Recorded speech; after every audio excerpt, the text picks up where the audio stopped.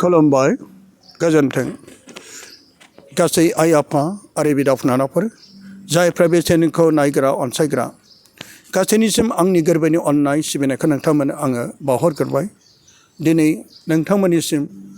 आंनि गोरबोनि अननाय आरो सिबिनायजों लोगोसे आं जिउआव जोबोद गोजोननाय मोनदों बेसेबांबा गोबावनि उनाव बेसेबांबा बोसोरनि उनावहाय जाय अनजालु जोंनि बर'नि सासे नायलो जाल' जाय फादार अजित दैमारि जाय बिथांखौ दिनै गोबाव समनिफ्राय नैबे जोंनि गुवाहाटी दिवान रिट्रिट सेन्टार खेत्रियाव इयुथफोरनि एबा जोहोलाव सिख्लाफोरनि मोनसे इसोरनि मुङै रिट्रिटनि गेजेरजों बिथांखौ आङो लोगो मोनफैदों आरो बिथाङा जोंनि गेजेराव इसोरनि रावफोरखौ आरो गोथार बोलि बावनायनि गेजेरजों रानना होनायनि गेजेरजों दिनै बिथांखौ लोगो मोननायनि उनावहाय दान्दिसे उनाव आं बे रिट्रिट सेन्टारनि आरो नैबे माखासे जायगा समायना जायगाफोर जाय बे समायना बिग्रा सेन्टारफोर जायगायाव आङो जिरायनानै बिथांखौ आङो दिनै नोंथांमोननि सिगाङाव माखासे मिथिनो गोनां बोसोनथि रावफोर बेखौ नोंथांमोना दिनै मानगोनां जोंनि फादार अजित दैमारिनिफ्राय खोनानो मोनगोन बेखौनो मोगा मोगि लानो थाखाय दिनै आं बिथांनि खाथियाव आं जिरायदों आरो बेनिखायनो दिनै आं बिथांखौ फोरबो जिसु ख्रीष्टनि मुङैनो बे चेनेलनि गेजेरजों बिथांखौ आङो हामबाय होनायजों लोगोसे बिथांखौ गिबियावनो बरायनाय थाबाय गोजोन्थों अनदागाफोर दिनै आं बिथांखौ दिनै बे बरायनायनि गेजेरजों आरोबाव आं बिथांनि मुं आरो बिथांनि नामखौ आं दिनै नोंथांमोननि गेजेराव फोरमायखाबाय अब्लाबो बिथाङा गावनि खुगानिफ्राय बबेनि आरो बिथाङा बबे कंग्रेगेसननि एबा बियो सालिसियान ना डायसिसियान ना बबेबा मोनसे बिथाङा दौरि जाबाय बिथाङा गावनि मुं आरो गावनि जायगा आरो गावनि बे कंग्रेगेसना बबे जायगायाव दङ दा बे जोंनि इण्डियानाव दं ना गुबुन बबेबा फरेन हादराव दं बिथाङा गावनि खुगाजों दिनै नोंथांनि गेजेराव गावनि सिनायथिजों लोगोसे बिथाङा गावनो फोरमायगोन आं बिथांखौ गुरै गोसोजों गावनि गासै थं आरो जायगा आरो बबे जायगायाव मावगासिनो दं बेखौ बिथांनिफ्राय आं मिजिंथिबाय बेखौबो गोजोन्थों ख्रीष्टजों अनजाग्रा आइ आफा बिदा फंबाय बिनानावमोन जेरै ब्रादार दैमलुआ सिनायथि होखाबाय आंनि मुङा अजित दैमारि आं गगामुख पारिसनि जोङो साब्रै गथ'फोरमोन आब'आ सिस्टारमोन हलि क्रस सिस्टार SCC नाथाय बियो 2023 आवहाय रुंसारि जालांबाय SLE बेमार जानानै आरो आंना बिनानाव सासे दं आरो फंबाय सासे दङ बिनानावा हाबा जाबाय सराइबिल पारिसनि आन्दाराव आंनि आफाया थांनाय मार्चआवहाय प्रेसार स्ट्रक जानानै गोमालांबाय अन्नानै बिसोरनि जिउनि थाखायबो बिनानै होदो आङो उन्दै समाव जेब्ला फादार सिस्टारफोरा जोंनि गामि गामि थाङोमोन न'आसो सोनो गिर्जा खालामनो बिसोरखौ नुनानै आंबो गोसो जायोमोन सानसे बेलासे आंबो फादार जानो हागोन खोमा होननानै आङो बिखोमायोमोन सिरि सिरि आरो जेब्ला स्कुलाव थाङोमोन रजारिखौ आङो पकेटाव लाखोमानानै रावबो नुयै बायदि रजारि खालाम खोमा आङो थाङोमोन ओमफ्राय आरो बेल' नङा आङो खुलुमो मारिया खनथाम बिनायखौ जेब्लायबो बिनानै फोथायोमोन गोबां मिराकोल मोन्दों आंनि जिउआवहाय बे खुलुमो मारिया खनथाम बिनायनि गेजेरजों सानसेखालि आइया आंखौ गन उन्दै माबा सौनो थाखाय थिनहरदोंमोन आं जेब्ला थाङो आइया आंनो फैसा थाइबा हरदोंमोन बै समावहाय बारा दाम नङामोन बुंदों जे सेरसेयाव थाइसे होननानै ओंखायनो थाइबा फैसा लानानै थांदोंमोन आङो जेब्ला आङो दखानाव मोनहैयो अन गुन्दैखौ सौखांनानै जेब्ला आं फैसा होनो नागिरो अब्ला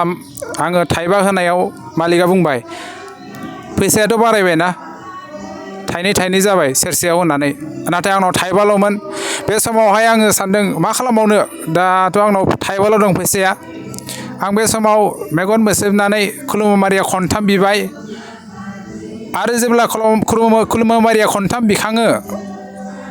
ओमफ्राय बे समावहाय बिखांनानै आङो जेब्ला मालिकनि मोखाङाव नायो बियो बुंबाय जासिगोन दे नेक्स्ट बाराव फैबावबा नोङो होनो हासिगोन होननानै आङो बेनिफ्राय प्रमान मोनदों बेल' नङा आरो गोबां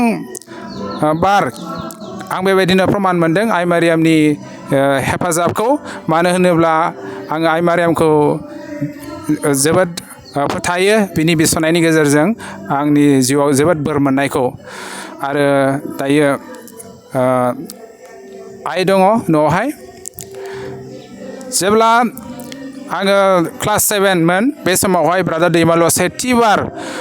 जोंनि गगामुख पारिसनि आन्दाराव लेगासुं होननाय गामियाव फैदोंमोन रिट्रिट खुंनो सेंग्रासायै पबित्र आत्मा मोननानै जोबोद गोहो आरो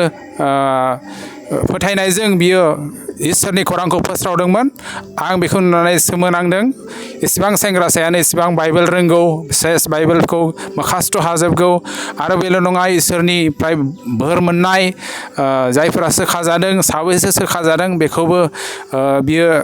पबित्र आत्मानि गोथार जिउनि बोलोजों मिथिनो हानायखौ आं नुनानै सोमोनांदों आरो बै समावहाय ब्रादार दैमालुआ बुंदोंमोन जायफ्रा फादार सिस्टार जानो थाखाय गोसोआव दङ थांखि दङ आखाइ दैखां बे समावहाय आंबो आखाइ दैखांदों आरो ब्रादार दैमालुआ बुंदों इसोरा नोंखौ लेंहरदोंब्ला नोङो थारैनो फादार जानो हागोन आरो बियो जों बयखौबो खावलायदों नोंसोर बयबो खाथियाव फै जायफोरा फादार सिस्टार जानो गोसो आरो बियो आखाइ जोंनि खर' सायाव आखाइ देनानै जोंनि थाखाय बिनानै होदों आरो बुंदों नोंसोरो बे गोथार बुलि बावनायनि समाव गाव गावनि थांखिफोरखौ गथाय आरो जि दान होनांगौ एसे एनै दान गैयाब्लाबो बिबार बारसे होनानै बा फुल बिलाइ गांसे होनानै नोंनि थांखिफोरखौ बाव आं बै समाव बावदों ओमफ्राय बिनायनि गेजेरजों आरो सुबुंफोरनि बिनायनि गेजेरजों आङो 2017 मायथाइयाव दौरि जानो हादों थिअल'जि फरायखांनानै जोंनि गगामुख पारिसनि आन्दारावनो आरो आंनि दौरि जानाय समाव गोबां ब्रादार दैमालुमोननि गामिनिफ्राय 60सो हानजाफ्रा फैनानै मोसाफैदोंबो आरो आंनो गोबां हेफाजाब होदों रांनि गेजेरजों आर'नाइनि गेजेरजों आरो बिसोरो मोजाङै फटक बानायनानै हामलायथिनायनिबो मोनसे फ्रेम बानायनानै होदों बेनिखायनो आङो जोबोद गोजोननाय मोनदों आरो आङो जेब्ला ब्रादार दैमालुनि रिट्रिटआव खेबनै बार आरोबाव रिट्रिटआव बाहागो लानो मोनदों लेगासुङावनो बे समाव आरोबाव आंनि थांखियारिमोन आं सानसे बेलासे ब्रादार दैमालु बायदि मोजां रिट्रिट प्रिचार खालामग्रा जानो हानाय बायदि फादारल' जानाय नङा नाथाय फादार जानानैबाबो मोजां रिट्रिट खुंग्रा जाहाथे बयखौबो पापनि लामानिफ्राय मोजां लामायाव लाबोनो हानाय बायदि मोजां रिट्रिट खुंग्रा सासे फादार जानो हानाय बायदि आंना बेबायदि थांखिबो दंमोन इसोरनि अननायाव आरो बयनिबो बिनायनि गेजेरजों आङो बे बोरखौ मोनदों बेनिखायनो आङो जेब्लायबो सोरबा लिंहरोब्ला रिट्रिट खुंनो मानो आंनि समायखौ नायनानै आङो गनायो नाजावो बे निमन्त्रनफोरखौ आरो बेनि दारैनो दाबो खेत्रियावहाय फैनाय जादों बे बर'नि रिट्रिटआव बे आंनि सुंद' जारिमिन आरो आं दायो जोबोद गोजोननाय मोनदों ब्रादार दैमालुखौ बेसेबांबा बोसोरनि उनाव लोगो मोननानै ओंखायनो हामबायसै बे सुंद' जारिमिन आंनि अनरेगा गासै आइ आफा आरो बिदा फंबायफोर जोंनि मानगोनां रेभारेन्ड फादार अजित दैमारिनिफ्राय बियो इसोरनि लेंहर जानायाव सासे दौरि जानो हानायनि बे आरो गावनि जारिमिनखौ उन्दैनिफ्राय बियो माबादि फोथायनायजों आइ मेरिनि अननाय माखासे सोमोनांथाव बे बिमानि बिसनायजों दिनै माबादि जाथाया आरो माबादि सोमोनांथाव जाबा बियो गावनि खुगानिफ्राय जेरै बेखेवना खोन्थाबाय लोगोसे आरोबाव जेब्ला आङो